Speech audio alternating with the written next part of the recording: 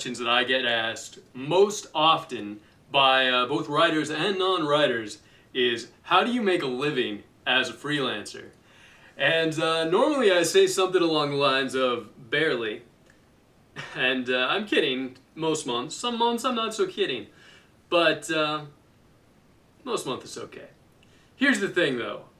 There's a mindset that goes along with that that's a really bad mindset. Everybody goes, it's got to be, a very day-to-day way to make a living. And in some respects it is. You have to budget sometimes day-to-day if you've had, a bad month the month prior.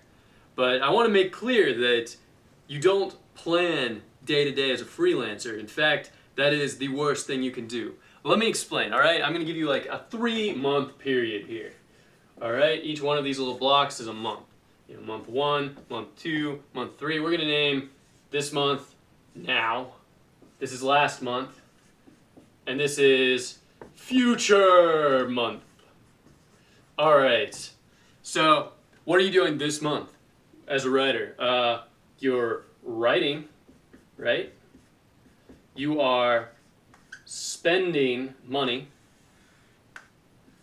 hopefully making money by writing, and you are planning next month's work. You with me so far? This is really important because the money you are spending this month is the money you made last month. The work you are doing this month is the work that you planned last month. All right? And if you don't have the planning done this month, you're going to have no work at all in the future month. And that is a huge, huge problem because what's happening here is, remember, you're spending last month's money this month. And next month, you're going to be spending this month's money. So, if this month comes around, future month becomes now month, and you've got no work, the new future month over here, you're going to have no money. As a freelancer, you really do, sure, you budget day to day, but you plan in 3-month blocks.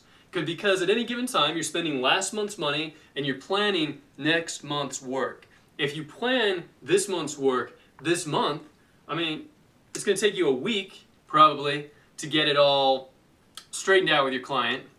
And then it may take you a week to get it done. It depends on how big the project is. But, if you're making enough money to pay rent with it, it's a pretty big project, right? Probably.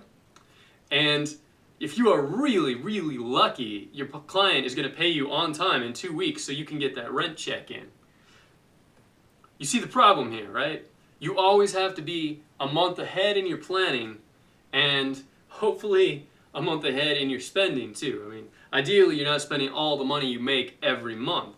The next month you're accreting, so you have a little bit of a cushion, because these bad months, they do happen. It's just, it's sort of the universal thing. If you ever talk to a freelancer, the club secret handshake is. So yeah, just ask it. Ask, a freelancer how business is. They'll go, All right. I hope this helps anybody who's trying to figure out how to plan things as a freelancer. Planning is important. That's coming from a guy who hates planning. I am a seat of the pants kind of guy, and I have become a planner because seat of the pants is just so much more fun when you're not starving. Alright, I am Connor Rickett. This has been a video for Cities of the Mind, Freelance Writing, a resource for working writers. Alright, everybody have a great week.